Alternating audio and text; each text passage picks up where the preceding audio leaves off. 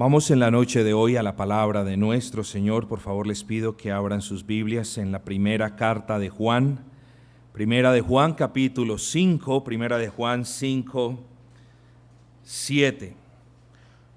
Primera de Juan, capítulo 5, versículo 7, nos dice la palabra del Señor: porque tres son los que dan testimonio en el cielo, el Padre, el Verbo y el Espíritu Santo, y estos tres son uno.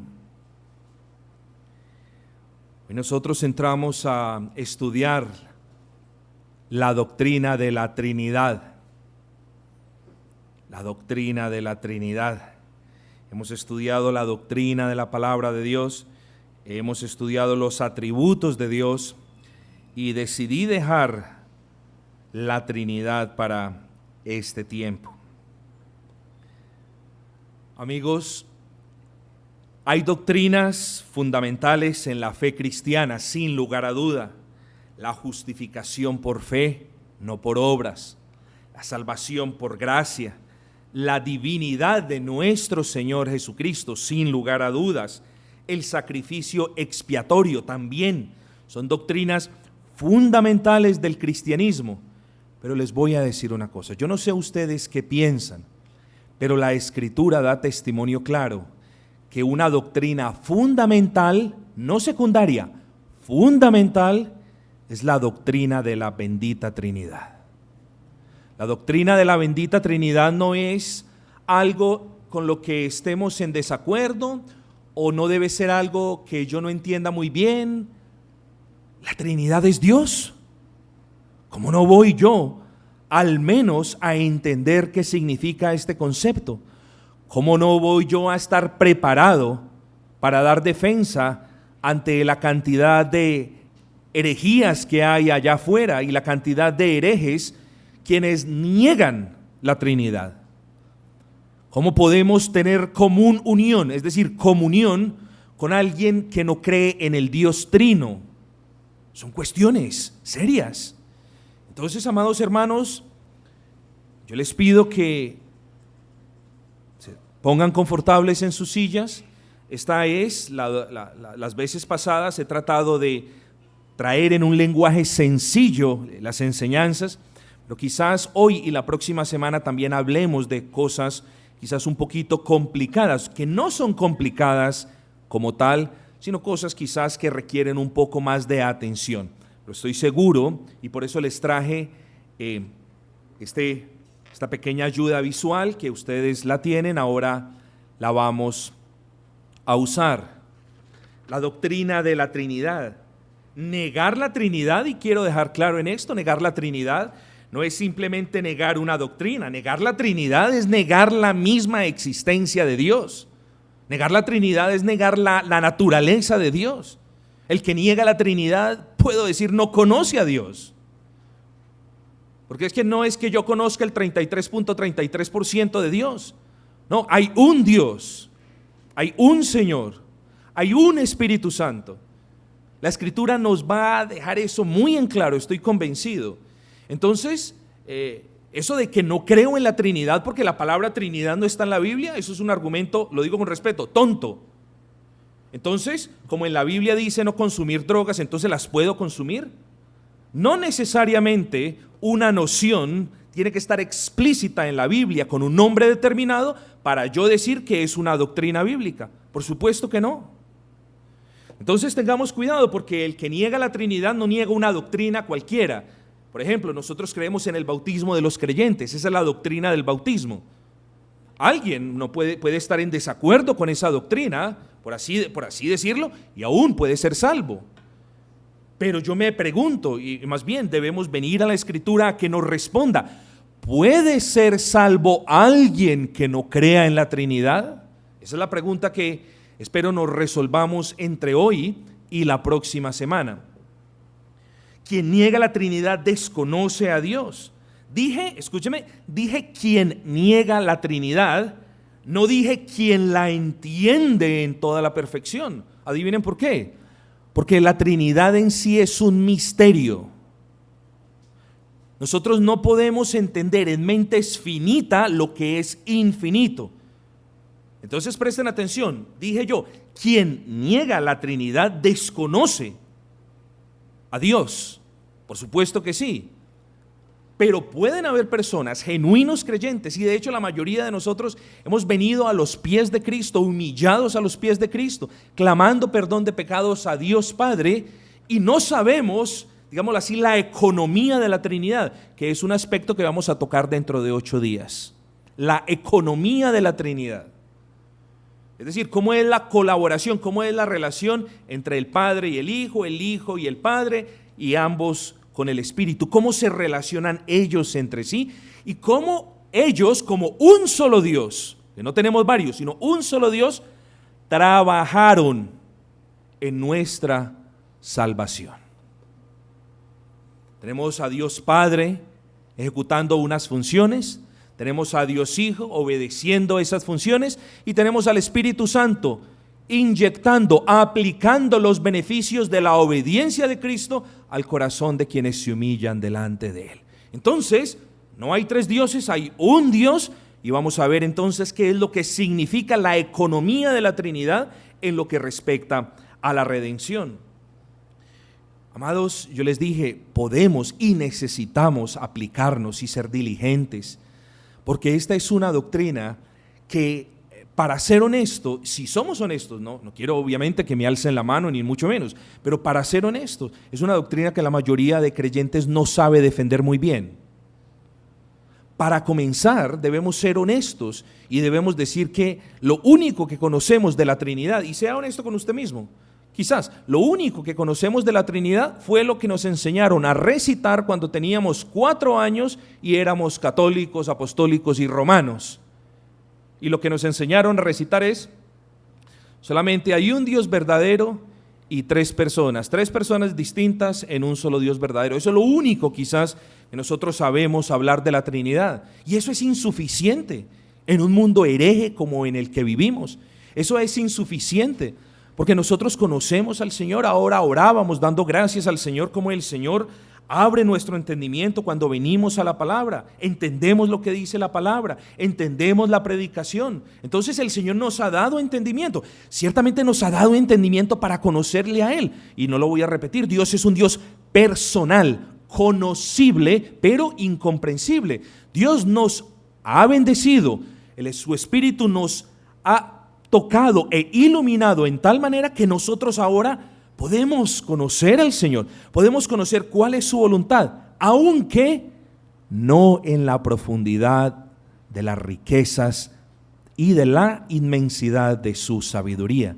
Pero es necesario, mis amados hermanos, porque ustedes son creyentes, y ustedes son creyentes, y cuando yo digo ustedes son creyentes, también les hago, digámoslo así, una acusación en el sentido bueno de la palabra. Ustedes tienen responsabilidades como creyentes. Ustedes fueron llamados a defender la fe como creyentes. Esa labor no es exclusiva del pastor, ustedes deben conocerla. Entonces imagínense la vergüenza si un testigo de Jehová les pregunta: defina la Trinidad. Dios en 3 personas, bendita Trinidad, como dice el corito. No, mis amados, yo los llamo en el amor del Señor a que prestemos atención a este estudio, a que estemos corroborando en casa los versículos, a que estemos clamando por sabiduría, y a que el Señor en su infinita misericordia abra nuestro entendimiento. Afirmar que Dios es uno es correcto, y hasta ahí todo va muy bien, porque hay 3 religiones monoteístas que se desprenden de la promesa del Señor a Abraham. Esas 3 religiones monoteístas, en su debido orden, digámoslo así, son el cristianismo, el judaísmo y el islamismo o el islam.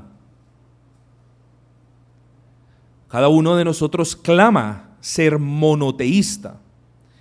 Lo que ha sucedido es que tanto el islam como el judaísmo ha negado la existencia de un Dios en 3 personas. Cada uno de ellos ataca al cristianismo de ser una religión politeísta.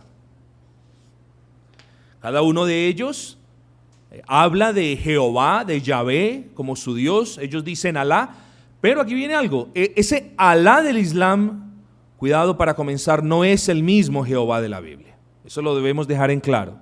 Ese Alá del Islam no es el Dios Padre de la Escritura.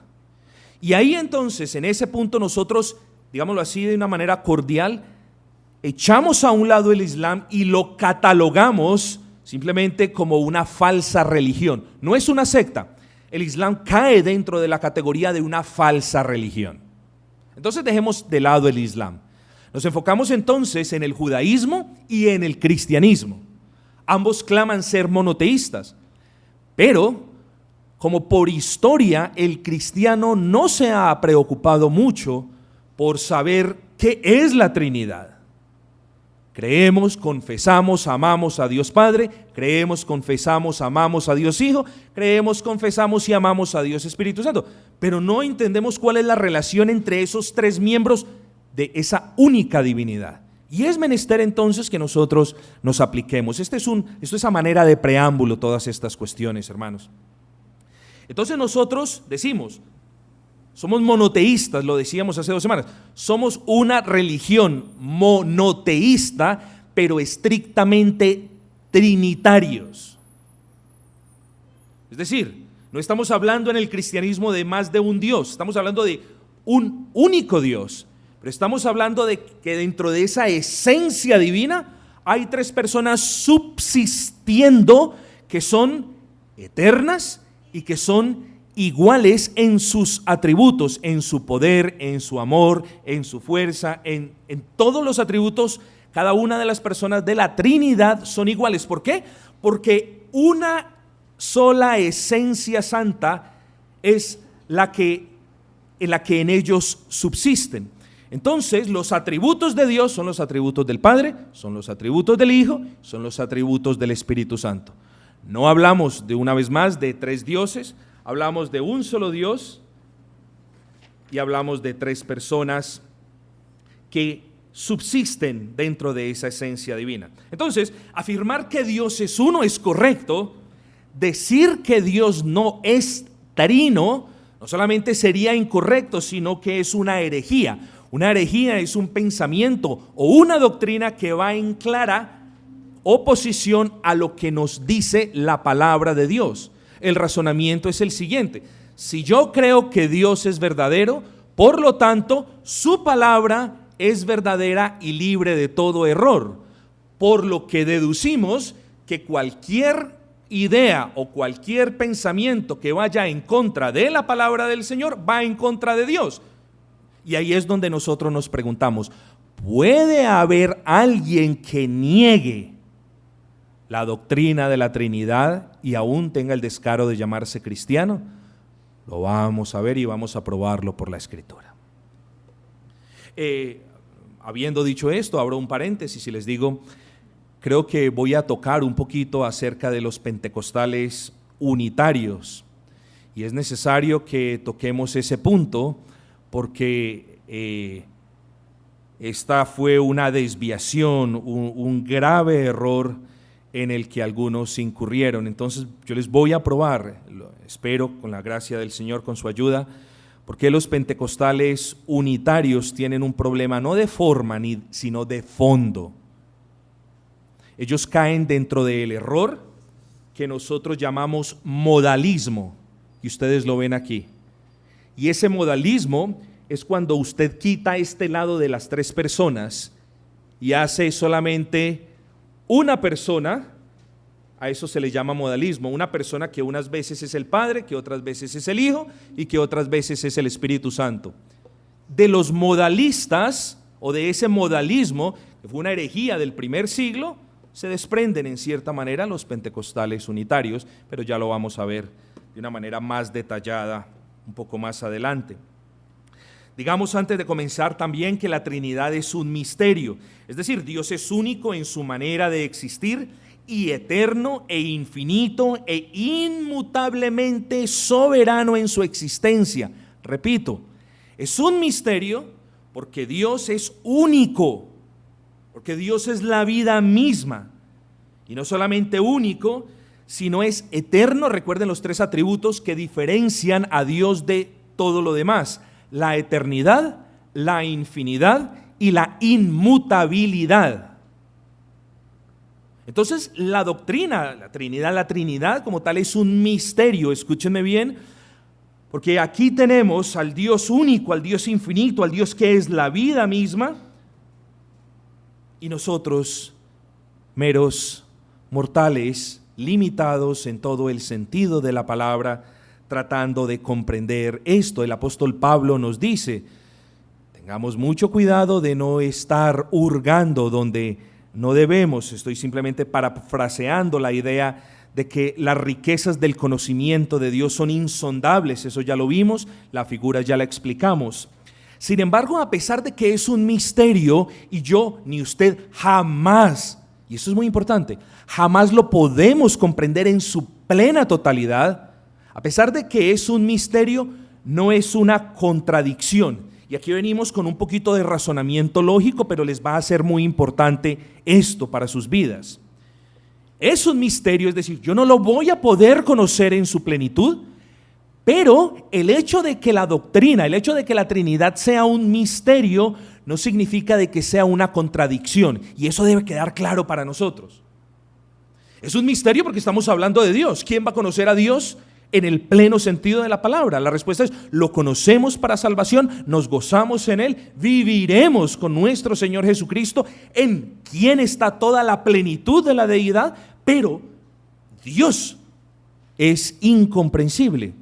Pero ¿por qué decimos que la Trinidad no es una contradicción? Nosotros no podemos hablar con un testigo de Jehová diciendo: Dios es uno solo y las tres personas son cada uno y son cada uno, representan a Dios. No, eso sería decir algo que no somos. Nosotros no podemos decir a los testigos de Jehová de que tenemos un solo Dios que se representa unas veces en el Padre, otras veces en el Hijo y otras veces en el Espíritu Santo. Eso tampoco dice la doctrina de la Trinidad, eso tampoco dice la Escritura. Entonces, vamos a probar. ¿Por qué no es una contradicción? Bueno, la ley, existe una ley en la lógica. Espero que no vaya a ser pesado. Si soy pesado, se lo vuelvo y se lo repito, pero yo quiero que el concepto quede claro, no se preocupen. Existe una ley en la lógica que se llama la ley de la no contradicción. La ley de la no contradicción dice lo siguiente: que esta cosa no puede ser esta cosa y al mismo tiempo ser otra cosa. Eso es todo lo que dice. Es decir, yo no puedo ser César y al mismo tiempo no ser César. Pero fíjense ustedes, y aquí entramos en materia, la Trinidad nunca dice eso. La Trinidad nunca se contradice, jamás. Porque la Trinidad tiene algo muy hermoso, y es que solamente hay una esencia, que es la esencia divina, una esencia en la cual subsisten tres personas diferentes. No estamos hablando absolutamente de nada. Entonces tenemos dos elementos: la esencia y las personas. La Trinidad, mis amados hermanos, es uno, un Dios en esencia, y tres en persona. No estamos hablando de la misma cosa. No se puede decir que hay un círculo cuadrado, no se puede decir que hay una esquina en la mitad de una cuadra, y no podemos aceptar esas cosas no existen. Un círculo cuadrado, bueno, eso no existe, porque estaría violando el principio de la no contradicción. Nosotros decimos: Dios es uno en una cosa, fíjense la explicación, y tres en otra cosa. Dios es uno en un aspecto, pero tres en otro aspecto. No se está violando la contradicción, el principio de la no contradicción. Decimos que Dios es uno en esencia, pero tres en personas. No se está violando absolutamente nada. Fuera una violación donde dijese yo que Dios es uno en esencia, pero que hay tres esencias. Eso violaría el principio. O que Dios es uno en persona y tres en personas. Eso violaría el principio. Estamos diciendo que la Trinidad es uno en esencia. Dios es uno en esencia y tres en personas. Eso es todo. Entonces eso debe ser un punto que nosotros debamos tener siempre en nuestras mentes cuando nos toquen el sábado por la mañana a nuestras puertas, nuestros amigos los testigos de Jehová o cualquier otro grupo hereje. Recibámoslos con amor, tengamos y oremos para oportunidad para evangelizarles, pero si nosotros sabemos que la Trinidad no es una contradicción y sabemos decir el porqué, entonces nosotros no avergonzaremos a nuestro Señor, amados. Quiero dejar en claro que la Trinidad es una realidad tanto en el Antiguo Testamento como en el Nuevo. Los que atacan la doctrina de la Trinidad, en especial los pentecostales unitarios o los mormones o los testigos de Jehová, ellos argumentan que la doctrina de la Trinidad fue producto del concilio de Nicea en el año 325. Y ya vamos a hablar un poco más de eso. Ellos dicen lo siguiente, el argumento corre alrededor de este razonamiento. Ellos dicen esto: la iglesia nunca conoció de la Trinidad. La Biblia nunca habla de la Trinidad. Simplemente en el año 325, cuando se celebró el concilio de Nicea, entonces de ahí sale el concepto de Trinidad. Y vamos a probar, tanto histórica, por supuesto, como bíblicamente, de que eso es una falacia.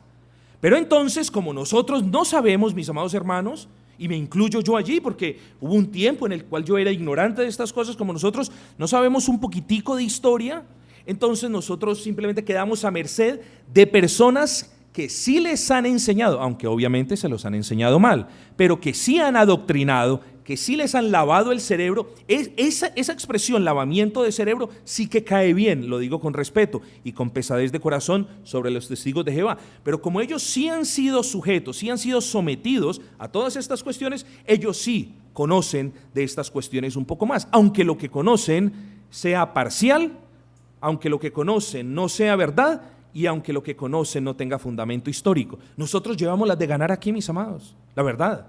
Y yo los quiero alentar, porque no les estoy diciendo solamente de que la historia soporta nuestra argumentación, sino que por encima de todas las cosas la Biblia nos dice que hay una Trinidad. Entonces llevamos todas las de ganar. Y lo digo no constituyéndome como el árbitro en toda disputa doctrinal, lo digo simplemente porque la Biblia da claro testimonio de la Trinidad, mis amados hermanos. Mateo el evangelista dio testimonio de la Trinidad, Mateo 3:16, y Jesús, después de que fue bautizado, subió luego del agua, y he aquí de los cielos le fueron abiertos, y vio al Espíritu de Dios que descendía como paloma y venía sobre él, y hubo una voz de los cielos que decía: este es mi Hijo amado, en quien tengo complacencia. Muchos son los que han tratado de derribar la doctrina de la Trinidad tergiversando este versículo. Y este versículo es uno de los más claros e inamovibles al respecto. Este versículo, de hecho es uno de los versículos en el cual los pentecostales unitarios no tienen evidencia alguna para desafiarlo en ninguna manera, otra que torcer la Escritura y hacer del Señor Jesucristo quizás un ventrílocuo, y lo digo con mucho respeto. Pablo dio testimonio de la Trinidad, segundo de Corintios 13:14, la gracia del Señor Jesucristo, el amor de Dios y la comunión del Espíritu Santo sean con todos vosotros. Es la bendición de Dios, pero vemos tres personas subsistiendo en esa esencia divina. Pedro dio testimonio de la Trinidad, escúchenme en esta, primero de Pedro, capítulo 1, versículo 2, elegidos según la presciencia de Dios Padre, en santificación del Espíritu, para obedecer y ser rociados con la sangre de Jesucristo. Entonces, el evangelista nos habla de la Trinidad, Pablo nos habla de la Trinidad, Juan nos habla de la Trinidad, y ahora Pedro nos habla de la Trinidad. ¿Cuál es el punto, mis amados? El punto es que hay evidencia tanto en el Antiguo Testamento como en el Nuevo, y la realidad es que es innegable.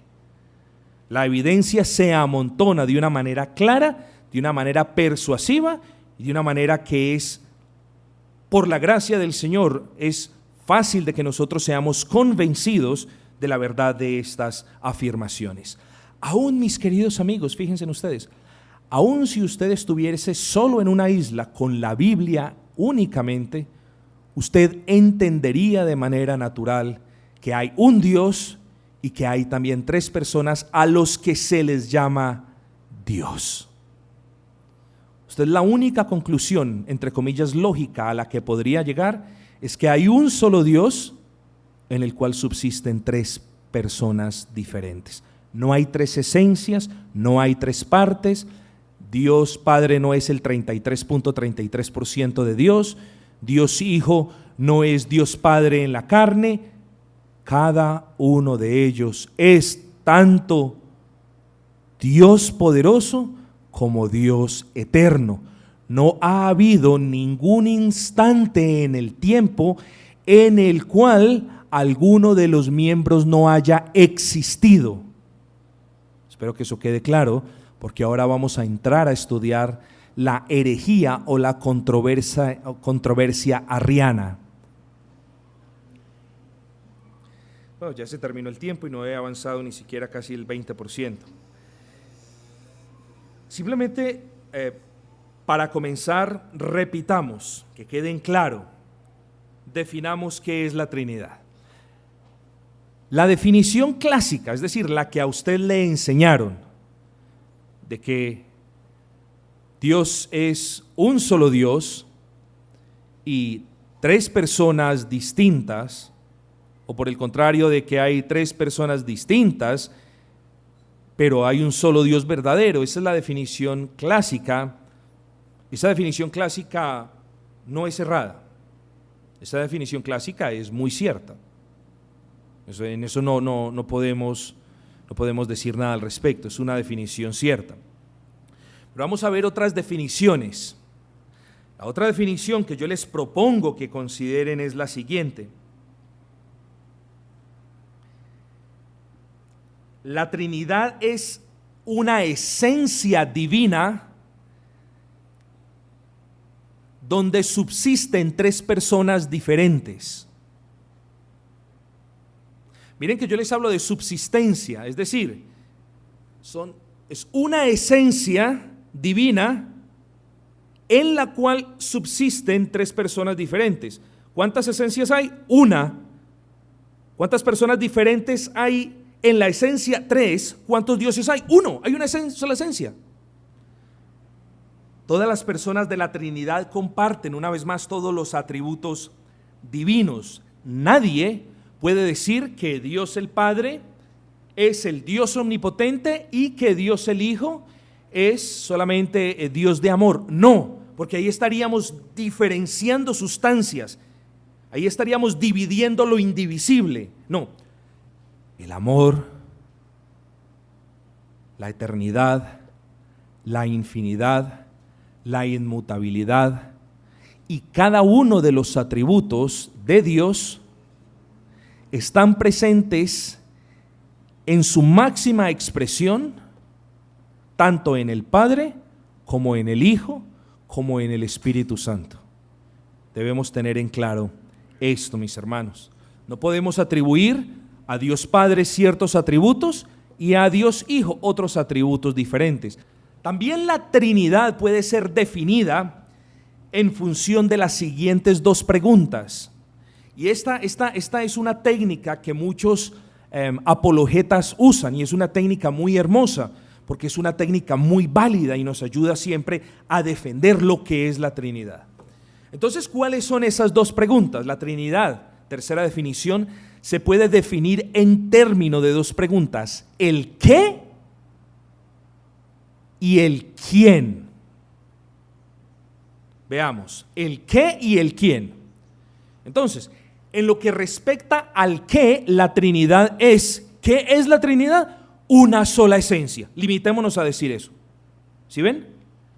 En lo que respecta al qué, la pregunta es, ¿qué es la Trinidad? La respuesta es, la Trinidad es una sola esencia.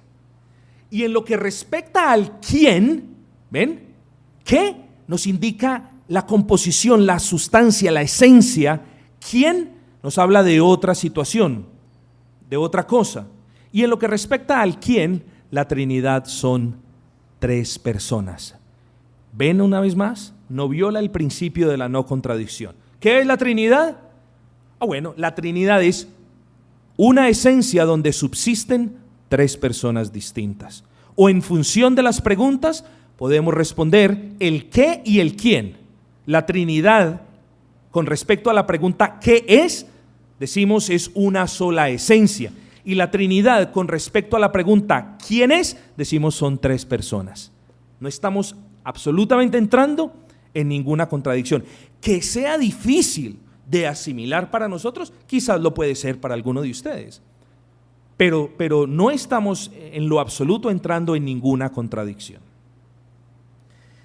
Pero vamos a utilizar a lo largo, espero yo, de esta semana, quizás se me va a extender por otro miércoles más, pero vamos a utilizar un término. Solamente hoy fue el día difícil que tenía que yo exponerles estas cosas. Pero vamos a utilizar un término, vamos a utilizar una definición de la Trinidad de aquí en adelante.